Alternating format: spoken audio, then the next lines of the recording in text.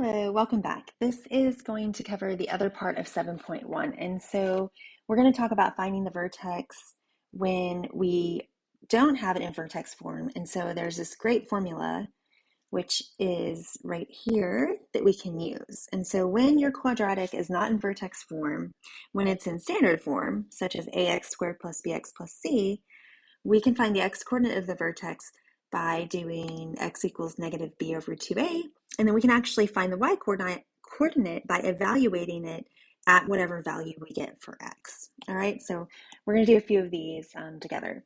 So it says, given f of x equals negative 3x squared plus 48x minus 165, determine the vertex by using the vertex formula and by writing in vertex form. Okay, we actually don't have to worry about writing it in vertex form. I'm going to go ahead and cross that out.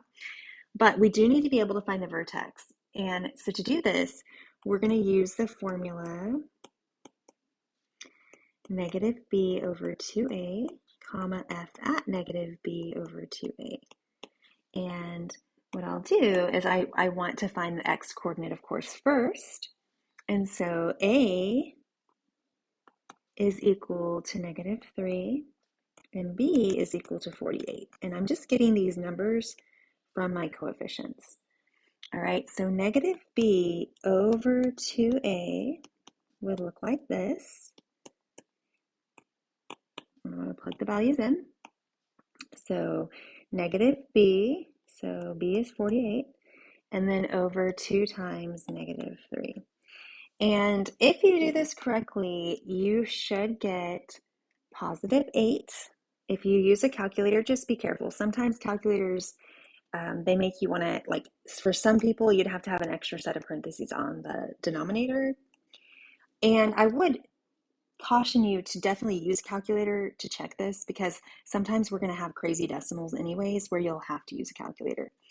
All right, so negative 48 over 2 times negative 3 would be negative 48 over negative 6, which indeed is 8. And 8 represents the x-coordinate of our vertex. So basically, we have 8 comma something. To find the something, we need to find f at 8, which makes sense, because if we're trying to find the y-coordinate at 8, it makes sense that we would plug in 8 for x to find that output value.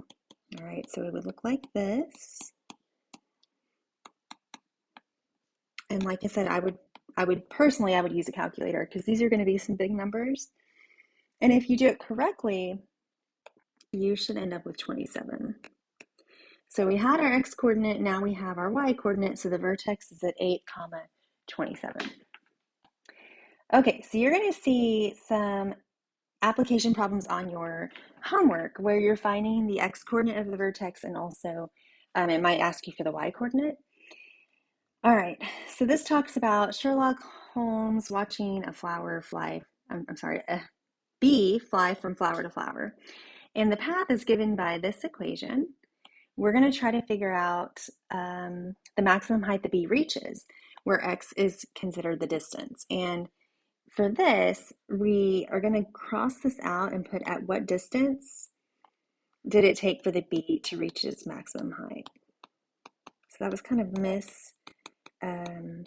typed there. It should be at what distance, since x represents, so this represents the distance, and this represents the height, and we're trying to find that vertex, right? Okay, so we're going to use vertex formula, and to figure out the actual maximum height, that is asking for the y-coordinate.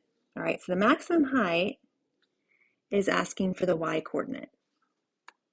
Well, to find the y-coordinate, we actually need to find the x-coordinate first, which is what the second part is asking for. So we're going to go out of order on purpose, because in order to find the y-coordinate, we need to find the x-coordinate first. All right, so negative b over 2a would be, let's see, b is 1.8, so negative 1.8 over 2 times a, which is negative 0.03.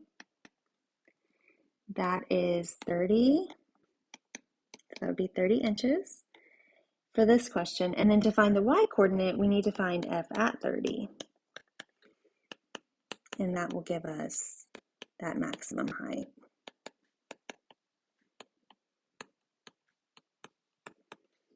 So I would type all of that in, and you end up with 3 inches. All right, I hope this helps, and I hope you have a great day. Bye.